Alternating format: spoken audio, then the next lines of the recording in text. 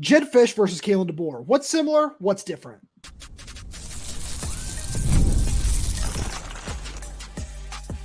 You are Locked On Huskies, your daily podcast on the Washington Huskies, part of the Locked On Podcast Network, your team every day. Welcome back into another edition of the Locked On Huskies podcast. I'm Roman Tomashoff. That's Lars Hanson. He's the site editor with Athlon Sports Inside the Huskies. I'm the site editor with Huskies Wire. Thank you for making this your first watch or first listen of the day, as we are part of the Locked On Podcast Network. Today's episode is brought to you by Game Time. Download the Game Time app, create an account, and use code LOCKEDONCollege for $20 off your first purchase. Terms apply. Lars, we got a really fun episode today for the Everydayers. As it's the offseason, we want to make sure we have a ton of fun, keep things light, and just enjoy our time here. So I got to give a shout out to a very special Everydayer, David Harper, who actually came up with this whole idea for us. He sent us a message a couple months back and said, hey, I'd love to hear some of your thoughts on the similarities, some of the differences between Kalen DeBoer and Jedd Fisch. And, as guys who were around the program all the time and in a media capacity. And I thought this would be really fun, and I know you did as well. So let's jump into it here. Let's start with some of the differences, because there really are a lot of differences. The more and more we look at it, where do you want to start here? I mean, I'm going to take a personal preference here because this is really the only platform I'm going to have the opportunity to do this. When it comes to the media side of things, Jedd Fisch, there's two ways we can go about this, right? Jedd Fisch is way better, way natural when it comes to speaking, how he sells the program, how he expresses what he wants to get done, which I absolutely love, because you want a coach that basically almost answers the question for you so you can build off of those questions. The other side of that coin is Kalen was way more like, this isn't a knock on Jedd, but there was just way more availability, and I miss those days so very much. I understand that UW fans probably don't even care about this angle, but there is a small nuance to that, because when we're talking about getting to know, because I'm sure many everydayers have asked you, like they've asked me, what is it like? What are some of these guys like? How have you gotten to know them? Boy, I wish I could tell you. I mean, there's a lot of these guys where it's, we're going back in the bios and we're talking to friends and parents and families and things like that, but we haven't gotten a chance to talk to the kids, which does kind of carry a little more water, especially when it comes to their current situation at Washington. So I will say, I think that might change this fall. It feels like, during spring, especially with, there are so many spots that needed to be filled on the roster, that it was kind of let's settle in, let's see what's what, we can move forward from there sort of thing. Honestly, the biggest difference for me between the two is the defensive focus, where when Jedd Fisch hired Steve Belichick as a Patriots fan, everydayers know I was all in from that moment. I loved it. I was here for it. Loved every second, every single thing about the Steve Belichick hire. But it just shows a focus to defense that Kalen DeBoer never really had. And I have the utmost respect for, obviously, we had Eric Schmidt on this podcast a couple months ago.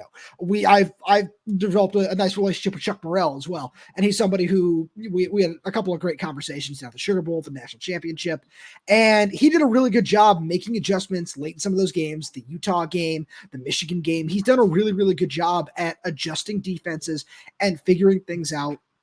But when it comes to what Jedd Fisch has done, there is just such a different focus when it comes to the defense, when it comes to just the staff, to some of the guys that he has as developers, as recruiters. I know we're going to get into recruiting as well with this, but it's something where when I look at just some of the biggest differences, I just cannot stress enough what Jedd Fisch has done to emphasize defense and to bring back a truly balanced approach, which is something that outside of 2016, we haven't seen at Washington in a very, very long time. It's always been very offensive minded or very defensive minded. And you need a healthy mix of both to succeed.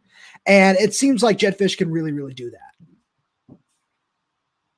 It's about an investment, really, is what you're saying. And I completely agree with you, but it's an investment that Jedd Fisch is making, and that comes with his NFL experience, where he talks about being around, Bill Belichick, Jack Del Rio, all these guys that he's brought in or been around. And I'm sure Sean McVay is another one, right? Where there's, again, he wasn't necessarily around the program like we thought he might be, but Jedd has so many of these NFL ties where he knows and he's understood how to build and develop a program, how to, and now the other side of this, in his image. that's the other side of the coin, because you can learn from Belichick, you can learn from Saban and all these type of great coaches, but then you have to put your own spin on it. I'm sure, like with the Patriots, you're going to see Gerard Mayo do that. Same thing with Mike McDonald with the Seahawks. Every little coach is going to put their own slight spin on it, but the all-encompassing factor of you have so much talent to draw from and experience to draw from, those are the coaches that tend to build the better programs because they've been around so many great ones. They've seen so many different ways that coaches can do it. But the overarching fact with all of that is to be a head coach and not just a position coach or a coordinator.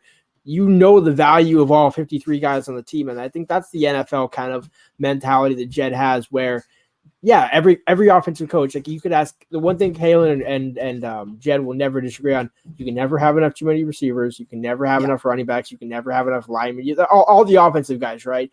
But the other thing that you're going to not hear both of them say that we basically what we're hitting on, the defense, those 11 guys over there have to be just as good. Now, that doesn't necessarily mean Kalen thinks the defense has to be trash, but it seems like a different level of investment. But it's a different level of investment that Jedd has in the overall team element that necessarily wasn't the case in 2022 and 23. 100%. And, you could say the same thing about recruiting, where Kalen just it seemed for one reason or another, he always wanted to rely on the transfer portal. And that's fine. Obviously, we've seen it pay off with Michael Penix coming in, with Dylan Johnson coming in, Wayne Talapapa in 2022, Jabbar Muhammad. There's a very long list of guys where, you have to give him credit for Jeremiah Hunter, for Will Rogers, for Jerez Party, for some guys that are going to be a major part of this team as well, where, Jedd retained them, but it was Kalen who sold them on the program. And Kalen did a really good job getting some of those guys in the building. But Jedd's commitment to recruiting the high school level at a very high level is something that also cannot be understated. And they're different, and they both work. Obviously, we saw Washington get to a national championship game with some of these transfer players in big-time roles. And we saw Jedd build Arizona into a perennial top 10 team thanks to the high school recruiting ranks. Even though, a lot of those were under-recruited guys that he developed. So they're two very different approaches to team building, but both can be very, very successful when done right. And we're going to get into similarities here in a minute or two. But the difference is you can go about it in two very different ways, but the end goal is the same. And these guys have both shown that you can get really, really similar results. Yeah, it's more about sustainability for Jedd than it was. Not to say that Kalen couldn't sustain that, because obviously if you do it back-to-back seasons, there is some level of sustainability there. But the key is developing that talent that you mentioned, where you can get guys in the transfer portal. And the approach basically when you're going in the portal year in and year out is you're basically saying, I don't want to develop guys. I need guys that I can make better with my system, but they're already seasoned veterans or guys that have experience, which is fine. And by the way, a clearly logical train of thought there, because if you could it's like the NFL where I want guys that already have 3-4 years of college experience and we'll work them in and build that experience up. I don't necessarily want guys where I got to teach them the entire ropes and maybe in year 2 or 3 I can count them on. I'm really kind of thinking for the here and now, but the important thing with Jedd is he acknowledges both. That's the other side of this thing. He's not just saying, I'm going to go sign 35 freshmen and we're going to load this thing up and backlog it with some JC guys and what have you. He did go and supplement in the transfer portal, getting some back-end talent, like in the safety help with Cam Broussard, Justin Harrington, Deshaun Lynch along the defensive line, Sebastian Valdez in that same regard, where we talk about Will Rogers and the offensive pieces. Sebastian Valdez is like that for defense. So there is that element of, I do want to build throughout sustained high school recruiting, but I'd be a fool not to go get a couple of experienced pieces so I can win immediately and not just say, hey, all these 4-star guys that are coming next year are going to be great. But first of all, you haven't signed those guys yet. So in order to claim those guys, you have to, you can't bank on the 25 recruiting class when you haven't signed them. That comes in December. So you can't say that's the case. You have to build with the current roster that you have, and that means getting some of those veterans. Absolutely. And Lars, with that said, let's get into some of the similarities between these two. And we'll get there right after a message from our good friends over at Game Time, because Game Time makes getting NBA Finals tickets even faster and easier. Prices on the Game Time app actually go down the closer it gets to tip-off, which is great because I've used Game Time to go to an NBA game before, and it's so fun and it's so easy. And, as a Celtics fan, as somebody who's going to be out there for the end of the series, if there is a potential Game 7 in Boston, the only place that I'd be looking for tickets is on the Game Time app, because with their last minute deals, you can save up to 60% off buying last minutes for sports, concerts, comedy, theater, and so much more. With their flash deals, you can save even more with exclusive in-app deals on select seats ahead of the game or event. And with all-in pricing, you can toggle this feature to show you the total upfront with no surprise fees at checkout. You can take the guesswork out of buying NBA tickets with a Game Time. Download the Game Time app, create an account, and use code LOCKDOWNCollege for $20 off your first purchase. Terms apply. Again, create an account and redeem code LOCKEDONCOLLEGE for $20 off your first purchase. Download Game Time today. Last minute tickets, lowest prices guaranteed.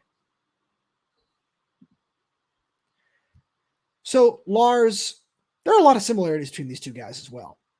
And one thing that I really want to start with here is a commitment to explosive plays, where both these guys are really, really good at pushing the ball downfield in one way or another, thanks to elite schemes.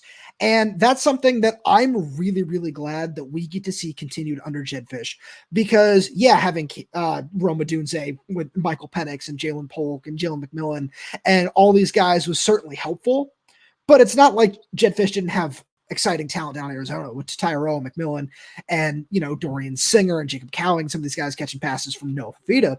So there's a lot to be excited about in both aspects. And it's something where it's a different scheme. It's certainly very different, but the result is the same. You want to have an offense that needs to have every single blade of grass defended. You want an offense that can push the ball down the field, run it effectively, and do all these different things.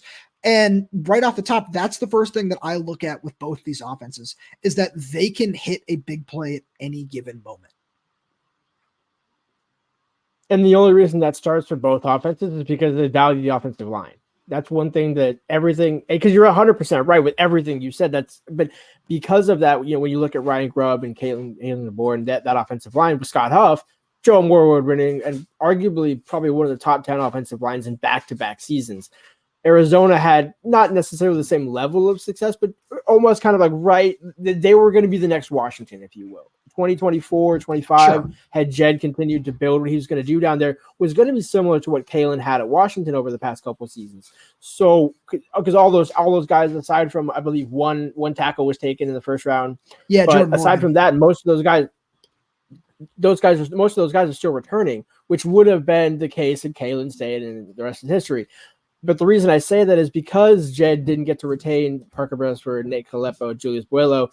He did what he could, and I think the important thing when we look at the guys that he brought in, he knew the value of what the offensive line was, so he had to get some guys with a mixture of experience and sustain, a couple of years of experience still to go at Washington.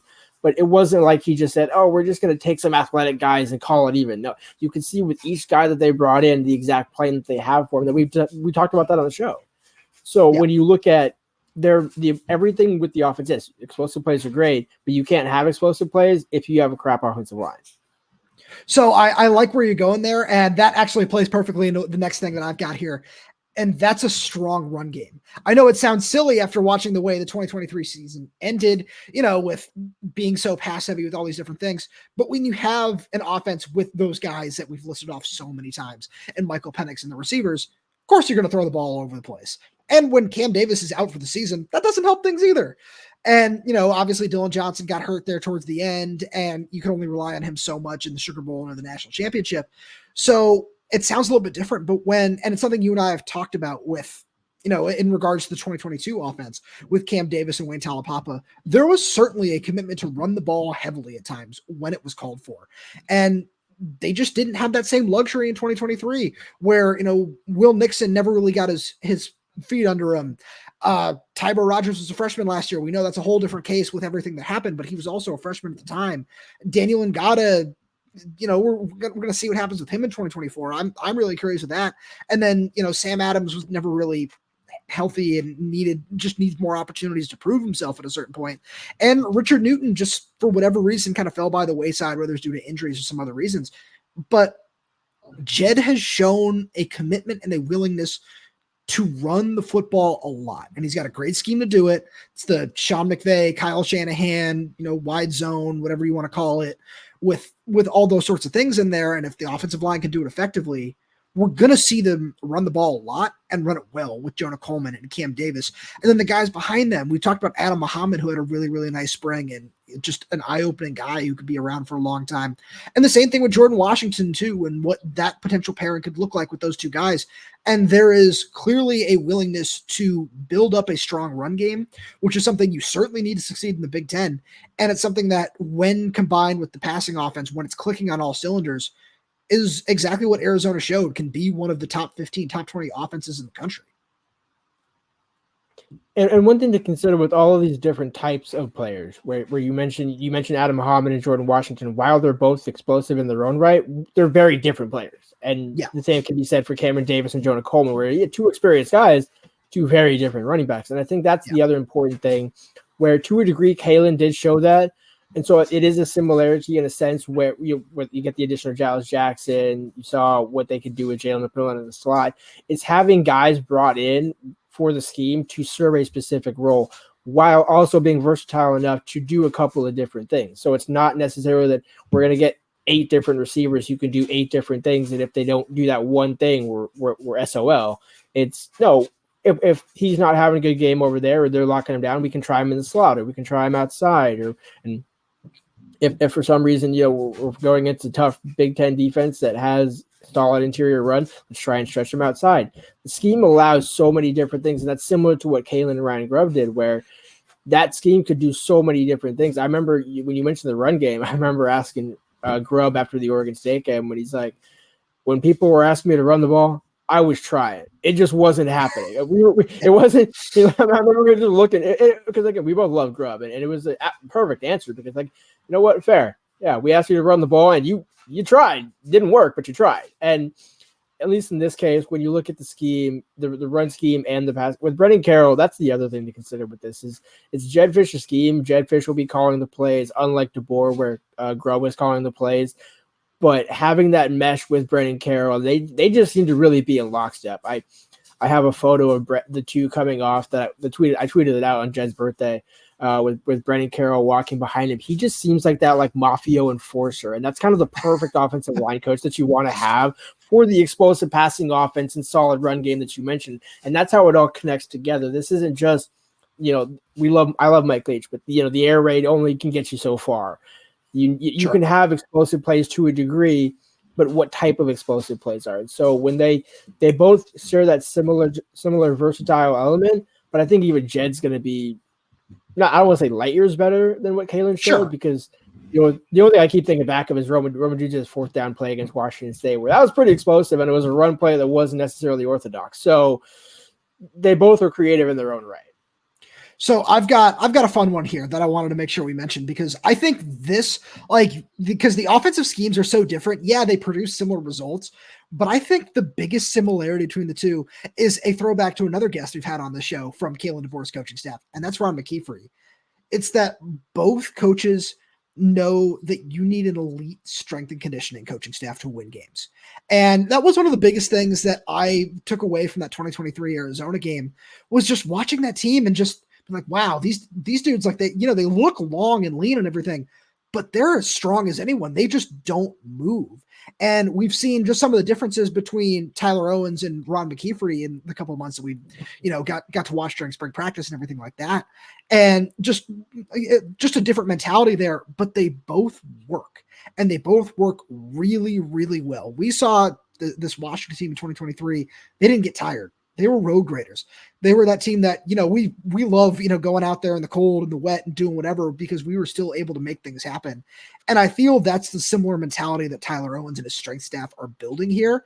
And that's a really fun thing to discuss because it's one of the, I want to say underrated aspects, not lesser known because people obviously understand that, but it's one of the more underrated aspects of college football is when you can put a top tier strength and conditioning staff in place, that it's going to go a really, really long way towards helping you win games. And especially in the Big Ten, where things are going to be really physical. There are going to be a lot of teams that want to line up and run the ball 40 times a game right down your throat. That's something that you certainly need to have.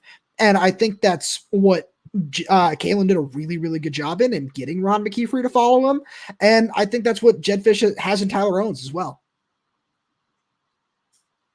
I couldn't agree more. And the thing that links all this together is having a sustained top 10 strength and conditioning staff allows the program to have sustained winning success, because the most coaches they spend the most time with during the year, throughout the offseason and the summer and all that, is the strength and conditioning staff. So year in and year out, if those guys are hearing the same message and you're hearing this continue, and that's how you get the veterans to end up leading the charge, is because, well, these guys know my program now in year 2 and year 3. I don't really have to do it, but I can still be that reassuring loud voice there to say, hey, you know what? We're still going to be on our P's and Q's. But that's how you end up having sustained success, is all of the pieces working together from the beginning of the season through the offseason, right back to the start of next season. Right. Lars, that being said, Jedd and Kalen are also competing for some of the same recruits.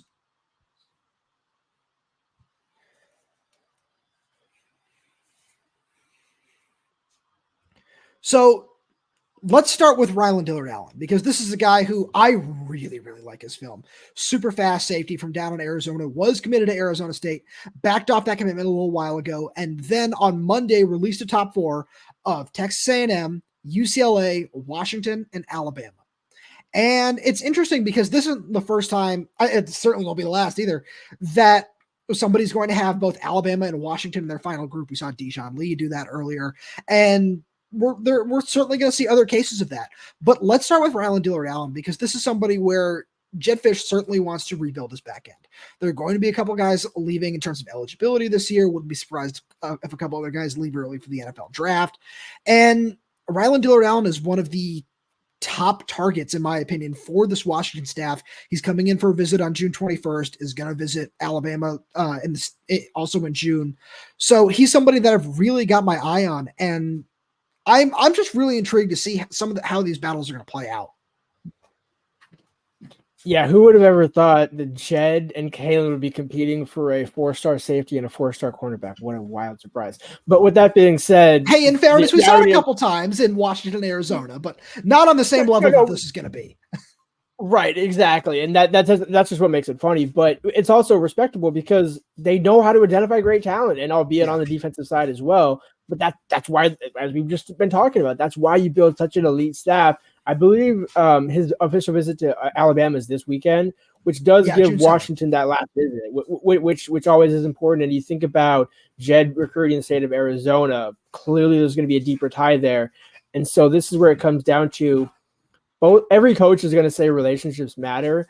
I do think there was a little more credence to that under Jedd than there is under Kalen. At least in this respect, because how so? No, in this respect, because with recruiting the state of Arizona, Jedd kind of always seemed to have that leg up in that regard. So that's why with this case, because Kalen did recruit the state of Arizona. I do want to clarify. Like getting Noah Carter was such a big win too, and that's kind of why I say that. Where there were a couple big wins that Kalen did get in Arizona, especially. No, I don't disagree. I'm just saying in terms of the overall. Based on proximity is a large part of this. That Jedd emphasized recruiting the state of Arizona. Again, Adam Muhammad, the Apollo guys. Jedd just has more familiarity with that, and so I do think I'm the reason why I bring all this up is to say having that kind of relationship develop from an in proximity standpoint. That's going to be one thing that I'm curious to see how much Jedd plays on in that respect, because when you're recruiting against Alabama, you're recruiting against playing for a future NFL team. And I'm not saying that's necessarily what Kalen's do. That's just the Alabama selling point. But that's what Nick Saban built for Kalen DeBoer to inherit, or whoever to inherit, in this case, Kalen DeBoer. So for Jedd, it's, hey, you know what? You can do it a little closer to home. You can have Vinny Sinceri, who's a former NFL coach. And this is why you bring that NFL sell to combat, the Alabama NFL sell, if you will. Right. And another guy who I think is one of the more important recruits for this Washington class, somebody you and I have talked about at length on numerous occasions, and that's 3-star defensive tackle Josiah Sharma, who's also going to be visiting Alabama at the end of the month. He's got a visit set up for June 21st, and this is a guy who was committed to Kalen DeBoer at Washington, and somebody who Jedd Fisch did a really good job getting back in the mix for him, getting him on an official visit that came at the end of April. And he's one of these guys that I just kind of have circled on, in every recruiting story that I've done over on Huskies Wire. And every time that I look at what the 2025 class could look like, Josiah Sharma is one of the guys that I say, this could really build the class, where Washington's in on some nice under the radar defensive tackle prospects that we'll get into probably in a couple of weeks when we get into the June 21st visits. But Josiah Sharma is the guy where this is the top rated defensive tackle on the West Coast. And he's got some big visits set up. He recently set up a visit to Oregon. He's also visiting Texas, and he's got this Bama visit. So there are some really big names that are in play for this guy. And I think this might be Jedd's most important recruiting battle if, we talk about just between these two guys, because keeping this kind of player on the West Coast, even though, people are going to look at him and just say, oh, well, he's only a 3-star. No, but he's the best defensive tackle on the West Coast by a very, very wide margin in this recruiting class. So finding a way to keep him away from, as you said, one of those perennial future NFL schools, that's what Nick Saban built the program into, is very, very important.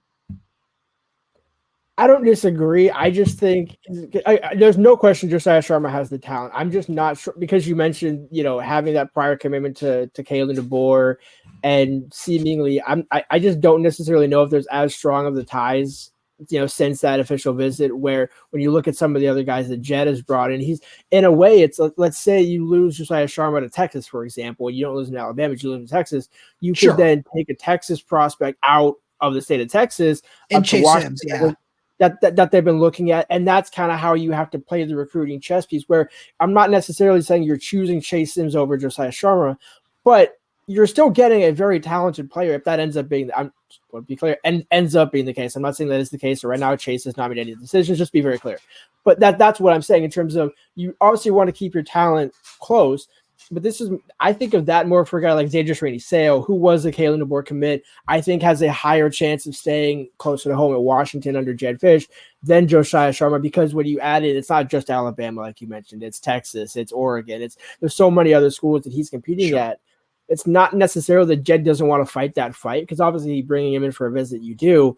But since his visit, they've been looking at some other guys. So I would say I wouldn't necessarily hang my hat on that, because if you get a couple of 3 or 4 stars out of Texas, that's just as good, if not arguably better, than getting a guy from California, where we've seen even some of those 3 and 4 stars not necessarily turn out to be what they thought they would be. And I'm not necessarily saying that in Josiah Sharma's case. I'm just saying, to be fair, on the recruiting side, you never know how some guys are going to turn out. Sure. And then, so let's talk about one other guy where you talk about some of those exact same schools are in the mix, where he's got visits set up to Alabama, Auburn, Oregon, and Texas over the next couple of weeks. And that's another California prospect. That's 4-star tight end Kaleb Edwards, where this is another guy where I'm really intrigued to see how this one plays out, where Washington, it sounds like they made a really, really great impression on him over this past weekend. And with those 4 official visits, again, we're not saying it's going to come down to these 2 in particular, but it's just another guy that when you look at both these systems, Kalen and his coaching staff were certainly recruiting him heavily while he was here. You could say the same thing about Raiden Vinesbright. And then, that interest seemed to cool off a little bit. They still offered him down to Alabama, but it seemed like Washington stayed on him really heavy with Jedd Fisch's staff and everything, especially with one of those Arizona guys that you talked about. But when I look at Kaleb Edwards, this is another guy who we've talked about him before as somebody who could potentially come in and play a lot really, really early on in his career. And it's just a matter of, okay, this Jedd Fisch just sales pitch, it sounds really good. We're hoping to have some guys on in the next couple of weeks to talk about that even further. That's, it's a little hint for the everydayers out there. But the more that we look at all this and the more that I just kind of go over it, I'm really curious to see if this is one of those guys that because if he does commit to Washington, it's what's the first name that you're going to see in some of those headlines? It's chooses Washington over Alabama, then Oregon, then Texas. Yeah, it's alphabetical order, but Alabama will always stand out in that same regard. And it's one of those things where the more I look at it, I look at Kaleb Edwards as one of those must-get guys in terms of not only what he can do on the field, but it's just a significant win of keeping one of these big-name guys from the West Coast on the West Coast and away from Alabama. I'm 100% with you on that. And I think the other thing to consider with it, just to kind of carry on the tight end theme real quick, there is another 4-star Vanderbilt, where you could have him commit before Edwards wraps up his officials so that Edwards becomes the cherry on top. And now you have 2 4-star tight ends in your 2025 class. That's ideally what Jordan Paopao would want to do. And it perfectly sets up where that's why you bring in a Vanderbilt early, knowing you still want, because you're taking 2, you want to get him on campus first so that you can then have Dash Beerley with Kaleb Edwards, have that connection go. And it ends up, if you end up getting both of those guys, that's a home run to start out the tight end kind of projection moving forward. And that's exactly what you want, what Jedd Fisch has talked about, stacking talent at every single position. It's something Kalen DeBoer also touched on and acknowledges at Alabama, but especially with Washington, because that's what we care about more so than anything. That's really what you want from Jedd Fisch, where yes, they have 5 commits, they're sitting wherever they are in the recruiting ranks. The point is, they're not done by any stretch of the imagination. Not even close to it. They're not even a quarter. They're not even halfway done. Let's be real. They're probably like a quarter of the way in. I don't even know if they're a quarter. If they take 20 plus, I wouldn't be surprised. Right. So I'm just being generous in that regard. I'm saying a quarter. We're maybe at 20, sure. 25, 30%. But it's about stacking bodies and getting all this talent that we've talked about over the past couple of weeks, and where then you can start to close on some of these guys. And I think from what we've heard, all indications are every single guy, they're in a great shape with coming out of this weekend. Now you kind of got to hold on for that for the next couple of weeks, which is why we haven't seen any commits. But that doesn't necessarily mean because they're not in a close position, where several of these guys that we talked about, I think they're right there in that 1, 2, 3 spot. They just still got to take some other visits. And we could honestly see a rush of probably a dozen commits in the span of like a 2-week time. Sure. And it would not surprise you, just because some of this, you don't want a kid to make a rash decision. And I think that's the other thing that to tie all this together, both of them acknowledge, similar to Chris Peterson, hey, if you don't want to commit yet, take your visits. It's cool. We'd rather have you committed fully than not at all. Yeah. Lars, as always, thank you so much for being here. Thank you to all everydayers for tuning in. We really do appreciate your support. And just a reminder that we are still going to be cut down to 3 times a week over the next couple of months. So just to make sure you stay up to date on everything, because we are going to be coming at you for breaking news, all that sort of stuff. Make sure you subscribe wherever you get your podcasts, whether that's YouTube, Spotify, Apple Music, Amazon Music. We're there. We're everywhere, updating this channel with new content 3 times a week now, but still every single day whenever anything might happen. So make sure you click that like button, click that little bell so you never miss when we post a new video in case there is some sort of breaking news. You have any questions, comments, concerns, episode ideas like this one, drop them right down below in the comments. And if you're audio only, please leave us a 5-star review, as it does help us out a lot. Thank you so much for tuning in. We will talk to you on Friday.